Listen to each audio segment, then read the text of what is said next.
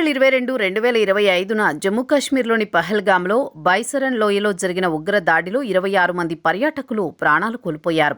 లష్కర్-ఏ-తోయిబాతో సంబంధం ఉన్నది resistance front తొలుత ఈ దాడికి బాధ్యత వహించినప్పటికీ తర్వాత దాన్ని ఉపసంహరించుకుంది. 5 నుంచి 7 ఉగ్రవాదులు ఈ దాడిలో పాల్గొన్నట్టు అనుమానం. వీరిలో 2 స్థానికులు, మిగిలిన వారు పాకిస్తాన్ నుంచి రాగా హషీం మూసా అనే ఉగ్రవాది మాజీ పాక్ పారామిలిటరీ సభ్యుడిగా గుర్తించారు. జాతీయ దర్యాప్తు సంస్థ ఎన్ఐఏ వర్గాల ప్రకారం ఈ ఉగ్రవాదులు జమ్మూ కాశ్మీర్లోని, ముఖ్యంగా దక్షిణ కాశ్మీర్లోని దట్టమైన అడవుల్లో తలదాచుకున్నారు. వీరు స్వయం సమృద్ధంగా ఉంటూ ఆహారం, ఇతర అవసర వస్తువులతో సిద్ధంగా ఉన్నారు. భద్రతా బలగాలపై ఎదురుకాల్పులకు మరికొంతమంది ఉగ్రవాదులు సహకరిస్తున్నట్లు అనుమానముంది. వీరు సిమ్ కార్డ్ లేని అత్యాధునిక ఎన్క్రిప్టెడ్ కమ్యూనికేషన్ సాంకేతికతను ఉపయోగిస్తున్నారని, ఇది ట్రాకింగ్ను కష్టతరం చేస్తోందని ఎన్ఐఏ తెలిపింది.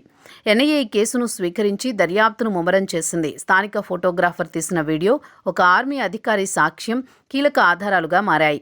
ఉగ్రవాదుల స్కెచ్లను విడుదల చేసి ఒక్కొక్కరిపై 20 లక్షల చొప్పున రివార్డ్ ప్రకటించారు. డ్రోన్లు, యుఏవీలు, స్నిపర్ డాగ్లతో పీర్పంజాల్ పర్వతాల్లో శోధనలు కొనసాగుతున్నాయి. అదనంగా 14 మంది స్థానిక ఉగ్రవాదులను గుర్తించి వారి ఇళ్లను ధ్వంసం చేశారు.